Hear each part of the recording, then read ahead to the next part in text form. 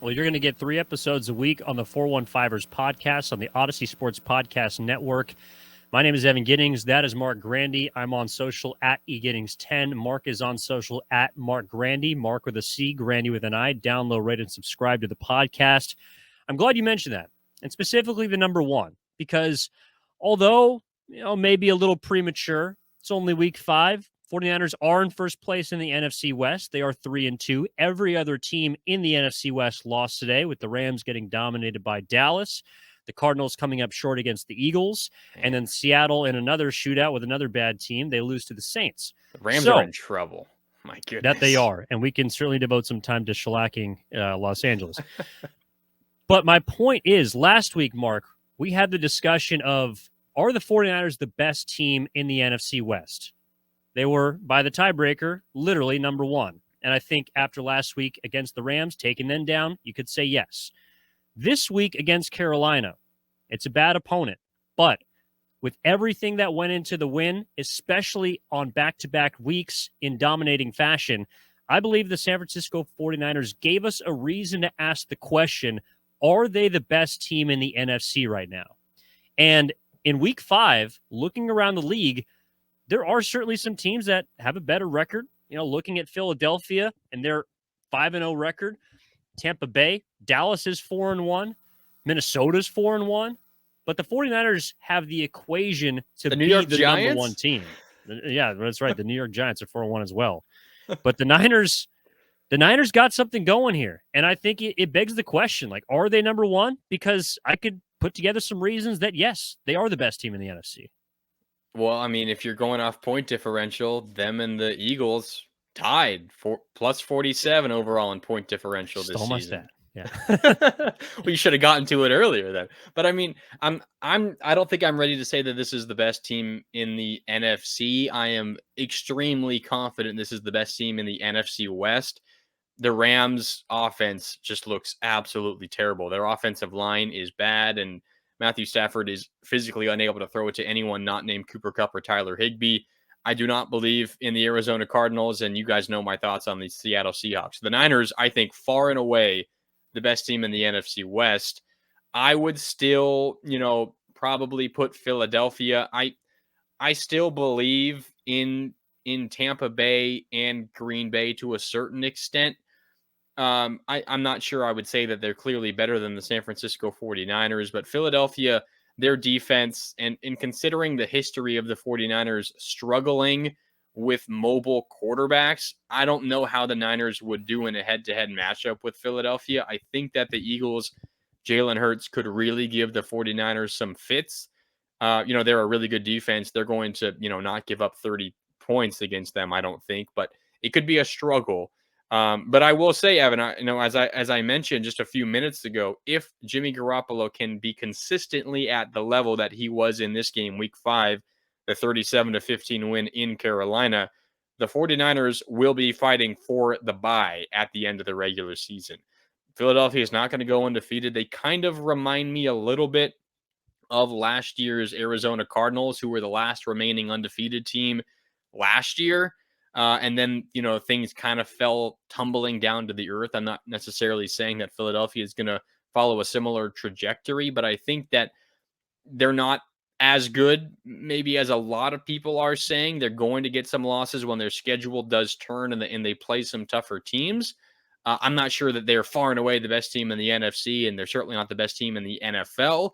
But the 49ers, I think, are up there with, a select few teams. You can throw the Giants out of there. I do not care. I do generally like Minnesota, but I think the Niners would be able to beat them as well. But I think it's a little too early for me to be having that conversation, and I have too much respect for some of the great veteran quarterbacks in this conference to be willing to say that the 49ers are better than them at this moment. Whether they are or not, the fact that we're able to it's wild. Have an argument, it's pretty interesting. And I think it's a valid one too, because Philly is 5-0. They should be number 1.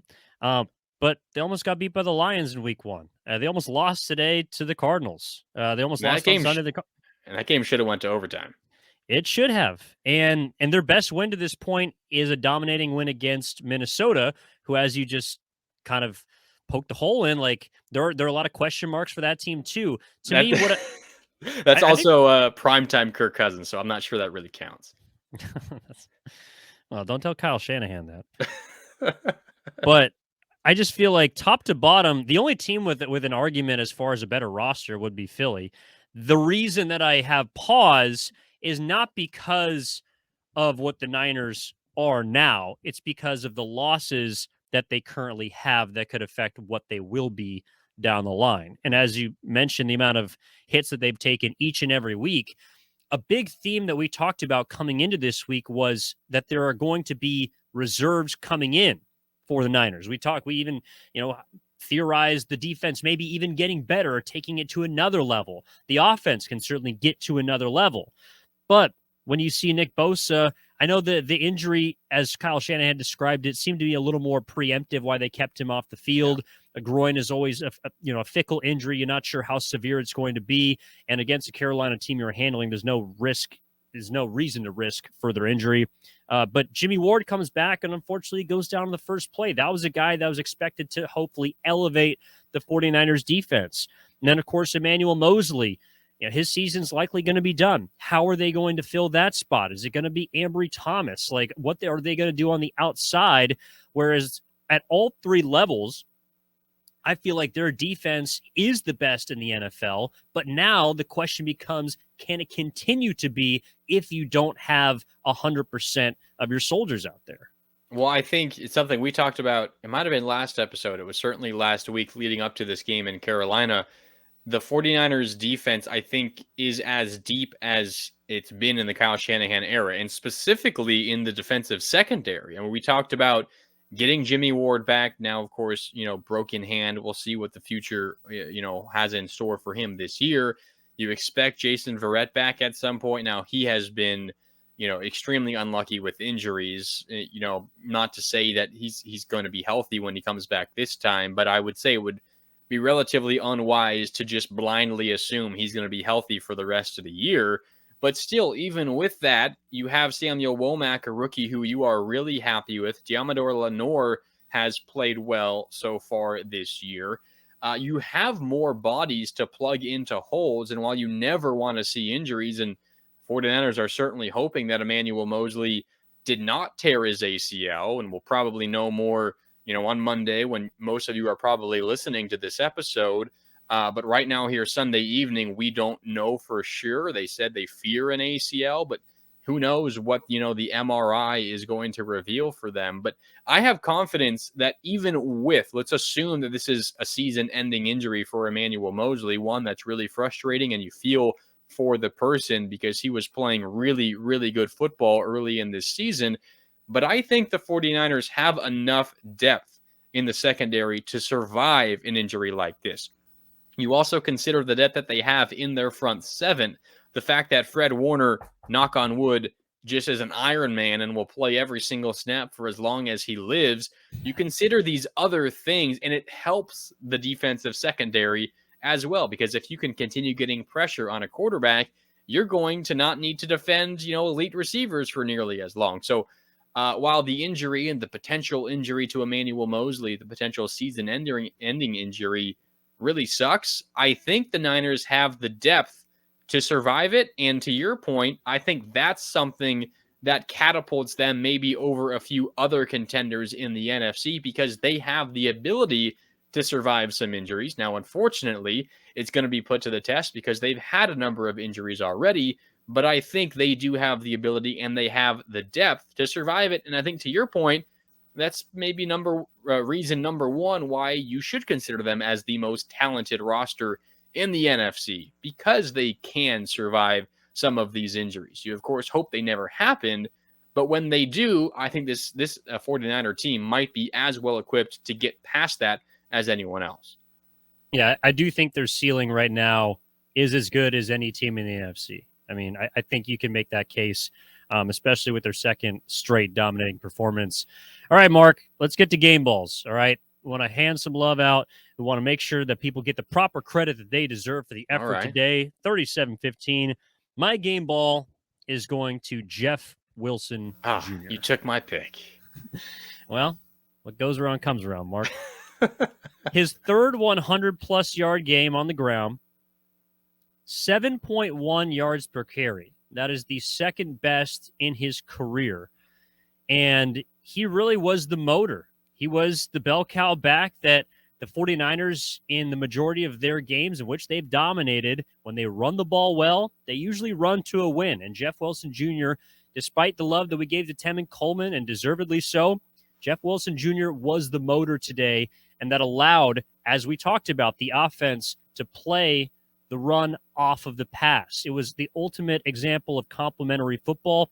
And though Jimmy Garoppolo was good at spreading the ball around, though George Kittle got involved, Ayuk did, Debo had another touchdown, to me, it began and ended with the running game, which was spearheaded by Jeff Wilson Jr. Good pick. Really good pick. I agree 100%. Since you went offense, I suppose I'll take someone on the defense.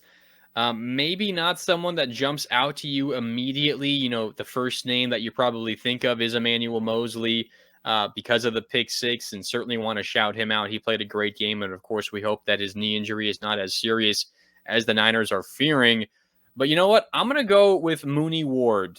Mooney, don't call me Charvarius Ward. He had a phenomenal game. You know, you don't really hear a lot from him because, you know, I think quarterbacks are learning, don't throw the ball his way because he is that good. I mean, he had 4 passes defended in this game. He had a great breakup in the end zone where he was just racing back, full extension, knocked the ball away. He was the 49ers' big offseason acquisition coming over from the Kansas City Chiefs. I don't know about you, but I have been extremely impressed by his performance through 5 games. He has been phenomenal. And I mean, through 5 games, I'm willing to say he's the best cover corner the 49ers have had in I don't know how long. He has played incredible, and he is becoming, you know, a guy, as I mentioned, that quarterbacks are not going to throw against because, you know, they're learning how good he is. He is capable of taking star receivers out of games. He is showing that through 5 weeks. So my game ball on the defensive side goes to Mooney Ward. He was phenomenal once again.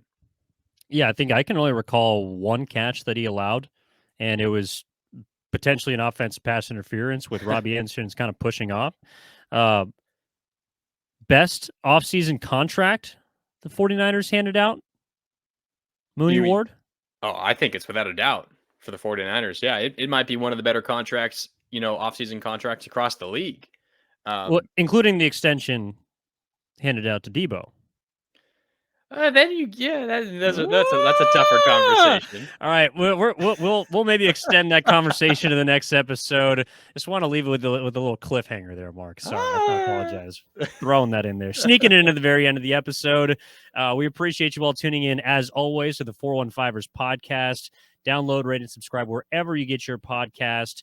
And this is an episode we had a lot of fun doing, of course, after a 37-15 Week 5 win for the 49ers against the Panthers. And I'm looking forward to Wednesday's episode, Mark, because right now the 49ers are on track and they are trending upwards, and it's going to be a lot of fun this season. Yeah, a lot to talk about. Looking forward to it, Evan. All right, take it easy, everyone. We'll talk to you on Wednesday. This has been the 415ers podcast. Evan Giddings, Marc Grandy. We'll talk to you next time.